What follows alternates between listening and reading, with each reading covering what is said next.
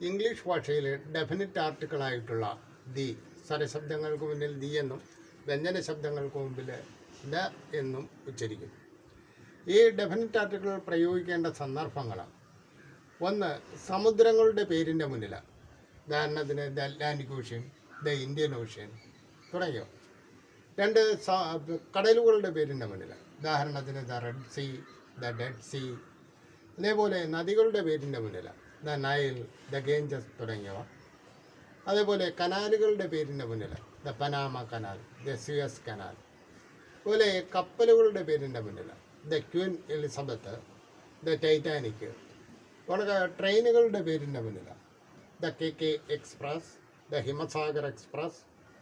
അതുപോലെ പ്രപഞ്ചത്തിൽ ഒന്നു മാത്രമുള്ള വസ്തുക്കളുടെ പേരിൻ്റെ മുന്നിൽ the earth, the sun, the moon. അതുപോലെ മരുഭൂമികളുടെ പേരിൻ്റെ മുന്നിലാണ്. The Pokhran, the Sahara. അതേപോലെ ഇതിഹാസ ഗ്രന്ഥങ്ങളുടെ പേരിൻ്റെ മുന്നിലാണ്. The Mahabharata, the Bible, the Quran. അതേപോലെ പർവ്വത നിരകളുടെ പേരിൻ്റെ മുന്നിലാണ്.